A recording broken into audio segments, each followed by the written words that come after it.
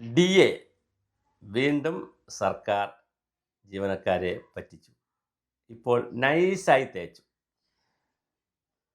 കൃത്യമായി KN ബാലഗോപാൽ നിയമസഭയിൽ പറഞ്ഞത് DA കൃത്യമായി കൊടുക്കും. അപ്പോൾ എല്ലാവരും ചോദിച്ചു അരിയർ കൊടുക്കും. എല്ലാ അരിയറും കൊടുക്കും, ആവശ്യമുള്ള പൈസ വെച്ചിരിക്കുകയല്ലേ.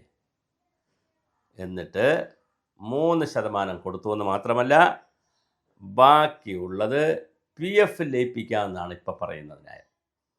ഇത് PF ലയിക്കുമോ, ശമ്പള പരിഷ്കരണത്തിൻ്റെ ഓർഡർ വരുമ്പോൾ അതിലേക്ക് കയറിപ്പോകുമോ എന്നുള്ളത് വീണ്ടും അടുത്ത ചതിയായിരിക്കുകയാണ്. 1/1/21 39 മാസത്തെ കുടിശ്ശിക ഉണ്ടായിരുന്നു. 1/7/21 39 മാസം, 1/1/2022 39 മാസം, 1/7/2022 37 മാസം, 1/1/2023 33 മാസം, 1/7/2023 വീണ്ടും 31 മാസം, 1/1/2024 26 മാസം, 1/1/2025 14 മാസം, 1/7/2025 8 മാസം. ആകെ 286 മാസത്തെ കുടിശ്ശിക കൊടുക്കാനുണ്ട്. ഇതിനിടയിലാണ് ബഡ്ജറ്റിൽ അനൗൺസ് ചെയ്തത് DA കുടിശ്ശിക നൽകുമെന്ന് പ്രഖ്യാപനം നടപ്പിലാക്കിയാൽ വിതരണം ചെയ്യേണ്ടത് 289 ദിവസത്തെ കുടിശ്ശിക കഴിഞ്ഞ ശമ്പള വർഷത്തിന് ശേഷം 2021 ജൂലൈ 1 മുതൽ DA കുടിശ്ശികയ്ക്കാണ് സർക്കാർ ജീവനക്കാർക്ക് അർഹതയുള്ളത്. ഇതിൽ 2023 ജൂലൈ 1 മുതൽ നൽകേണ്ട 3% DA ആണ് ഇതുവരെ അനുവദിച്ചിട്ടുള്ളത്. ഒരു 3% അനുവദിച്ചു. അതിൻ്റെ ഉത്തരവ് എൻ്റെ കൈവശമുണ്ട്. അതിനകത്ത് പറയുന്നത് അരിയറിനെ സംബന്ധിച്ച് പിന്നെ പറയുമെന്നാണ്. എന്ത് പറയും, പിന്നെ പറയും, എപ്പോൾ പറയും? ബാക്കിയുള്ള 10% DA മാർച്ചിനൊപ്പം ശമ്പളം വിതരണം ചെയ്യുമെന്ന് സർക്കാർ പ്രഖ്യാപനം. ഇതനുസരിച്ച് അനുവദിക്കാതിരിക്കുന്ന 9 ഗഡുക്കളുടെ കുടിശ്ശികയാണ് നൽകാനുള്ളത്. ആദ്യ ഗഡുവിൻ്റെ കുടിശ്ശിക അടുത്ത സാമ്പത്തിക വർഷം നൽകുമെന്നും ബഡ്ജറ്റിൽ പ്രഖ്യാപിച്ചിരുന്നു. അങ്ങനെയെങ്കിൽ മുഴുവൻ കുടിശ്ശികയും കൊടുത്തു തീർക്കാൻ 10 വർഷം വേണ്ടിവരും എന്നാണ് ഇന്നത്തെ ഒരു പ്രമുഖ പത്രം റിപ്പോർട്ട് ചെയ്തിരിക്കുന്നത്. ഇതുവരെ DA ഉത്തരവിൽ കുടിശ്ശികയെക്കുറിച്ച് സർക്കാർ പരാമർശിച്ചിരുന്നില്ല. കുടിശ്ശിക കൊടുക്കുന്നത് ഒഴിവാക്കാൻ വേണ്ടിയായിരുന്നു ഈ തന്ത്രം എന്നും റിപ്പോർട്ട് ചെയ്യപ്പെടുന്നുണ്ട്. എന്നാൽ കുടിശ്ശിക പെരുകുന്നതിൽ സർക്കാർ ജീവനക്കാർക്ക് അടുത്ത പ്രതിഷേധത്തോടെ ഒരു ഗഡുവിൻ്റെ DA കൊടുത്ത് അടുത്ത സാമ്പത്തിക വർഷം ബാക്കി നൽകുമെന്ന് പ്രഖ്യാപിച്ച് ഫലത്തിൽ അടുത്ത ഭരണം ആരാണോ അവരെ മണ്ടയിൽ എല്ലാം കൂടി വയ്ക്കുന്ന രീതിയിൽ നല്ല മനോഹരമായി DA കുളിപ്പിച്ച് കിടത്തിയിട്ടുണ്ട്. അങ്ങനെ ജീവനക്കാരെ എണ്ണ തേപ്പിച്ച് കുളിപ്പിച്ച് 10-18 ലക്ഷം ആളുകളെ കുളിപ്പിച്ച് റെഡിയാക്കി കിടത്തിയപ്പോൾ പെൻഷൻകാർക്ക് വീണ്ടും ഒരു നഷ്ടം വന്നു. എന്താണ് നഷ്ടം വന്നത്?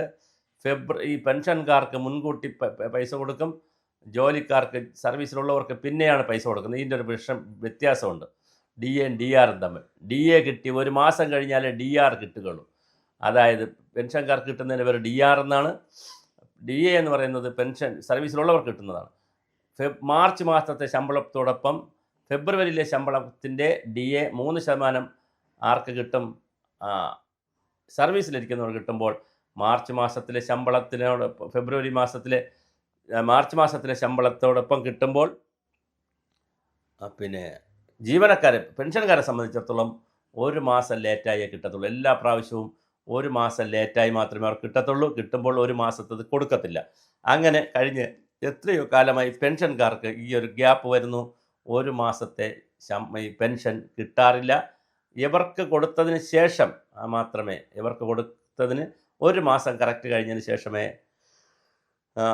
ആർക്ക് കിട്ടുകയുള്ളൂ? നമ്മുടെ പെൻഷൻകാർക്ക് കിട്ടുകയുള്ളൂ. അപ്പോൾ DAയുടെ കാര്യത്തിൽ വലിയ ഒരു തട്ടിപ്പാണ് ഉള്ളത്. അതിനിടയിലാണ് സുപ്രീം കോടതിയിലെ വളരെ പ്രസിദ്ധമായ വിധി. ബംഗാൾ ഗവൺമെൻറ്റും ബംഗാളിലെ യൂണിയൻ്റെ കോൺഫെഡറേഷനും തമ്മിലുള്ള കേസിൽ സുപ്രീം കോടതി അസന്നിഗ്ധമായി പറഞ്ഞത് ആർട്ടിക്കിൾ 21 പ്രകാരവും ആർട്ടിക്കിൾ 14 പ്രകാരം ഇന്ത്യൻ കോൺസ്റ്റിറ്റ്യൂഷൻ ആർട്ടിക്കിൾ 21 പ്രകാരം ഡിഗ്നിറ്റി ഓഫ് ലൈഫ് എന്ന് പറയുന്നത്, അന്തസ്സോടുകൂടിയുള്ള ജീവിതം എന്ന് പറയുന്നത് വളരെ പ്രധാനമാണ്.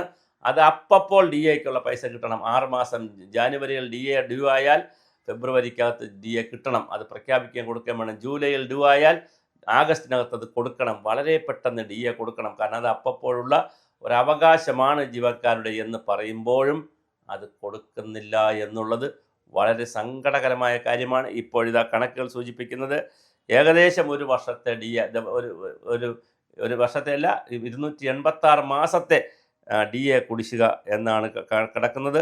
അപ്പോൾ വളരെ രസകരമായിട്ടുള്ള കുടിശ്ശികയാണ് ജീവനക്കാർക്ക് കൊടുക്കാനുള്ളത്. ഈ കുടിശ്ശിക ആര് തീർക്കും, എപ്പോൾ തീർക്കും? 40,000 കോടി രൂപ വേണം ഇത് കുടിശ്ശിക തീർക്കാനാണെന്ന് പറയുന്നത്. എന്തിനാണ് ഈ കുടിശ്ശിക ഇങ്ങനെ വന്നത്? അപ്പപ്പോൾ കൊടുത്തിട്ടുണ്ടെങ്കിൽ ഇത് ഈ കുടിശ്ശിക ഇങ്ങനെ കൽമിനേറ്റ് ചെയ്ത് കുമുലേറ്റ് ചെയ്ത് കയറി വരുമായിരുന്നോ? കയറി വരില്ല. അപ്പോൾ അതിന് പൈസ ഇല്ല എന്നാണ് പറയുന്നത്.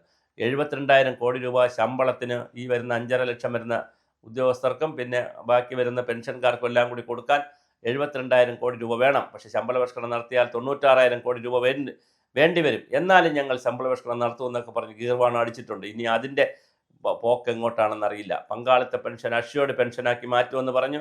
അതിപ്പോൾ ഒരുതരം ഉഡായിപ്പായിട്ട് മാറിയിട്ടുണ്ട്. അതിൻ്റെ ഓർഡർ വന്നാൽ മാത്രമേ അതും അറിയാൻ കഴിയുകയുള്ളൂ.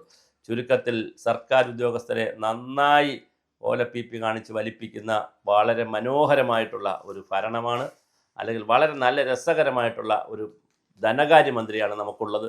അദ്ദേഹം ഇങ്ങനെയൊക്കെയാണ് കാര്യങ്ങൾ കൈകാര്യം ചെയ്യുന്നത്. എന്നിട്ട് അദ്ദേഹത്തിൻ്റെ ഏറ്റവും വലിയ പ്രത്യേകത, കല്ല് വച്ച നുണ പരസ്യമായി വന്ന് പറയാൻ ഒരു ഉളുപ്പുമില്ല. അത് അദ്ദേഹത്തിന് മാത്രമല്ല, ഈ മന്ത്രിസഭയ്ക്ക് കിട്ടിയിരിക്കുന്ന ഏറ്റവും വലിയ ഗുണമെന്ന് പറഞ്ഞാൽ മന്ത്രിമാർക്ക് നല്ലൊരു ട്രെയിനിങ് കൊടുത്തിട്ടുണ്ട്. IMGയിൽ നടന്ന ട്രെയിനിങ്ങിൽ മന്ത്രിമാർക്ക് കൊടുത്തിരിക്കുന്ന ട്രെയിനിങ്ങിൽ കൃത്യമായി കല്ല് വച്ച നുണ പച്ചയ്ക്ക് പറയുക. PM ശ്രീയിൽ ഒപ്പിട്ടില്ല എന്ന് പത്രക്കാരോട് പറയുക. കൊല്ലത്തെ ആശ്രാമത്തെ ESIക്ക് വേണ്ടിയിട്ടുള്ള എല്ലാ പേപ്പറും ശരിയാക്കി പ്രേമേന്ദ്രൻ ഉടക്ക് വെച്ചതുകൊണ്ട് കൊടുത്തില്ല എന്ന് പറയുക. പ്രേമേന്ദ്രൻ, NK പ്രേമേന്ദ്രനാണ് അതിൻ്റെ പിന്നിൽ നിന്ന് എല്ലാ പണിയും ചെയ്തത്. അവസാന മണിക്കൂർ വരെ പ്രേമേന്ദ്രൻ ജോലി ചെയ്തു. പക്ഷേ എന്നിട്ടും മനഃപൂർവ്വം പൊളിറ്റിക്കലായി കൊടുക്കാതിരുന്നതിന് ശേഷം പ്രേമേന്ദ്രനാണ് ഇതിൻ്റെ കുഴപ്പമെന്ന് പറഞ്ഞ് പത്രസമ്മേളനം നടത്തുക. ഇത് വീണ ജോർജിൻ്റെ ഒരു നമ്പറാണ്.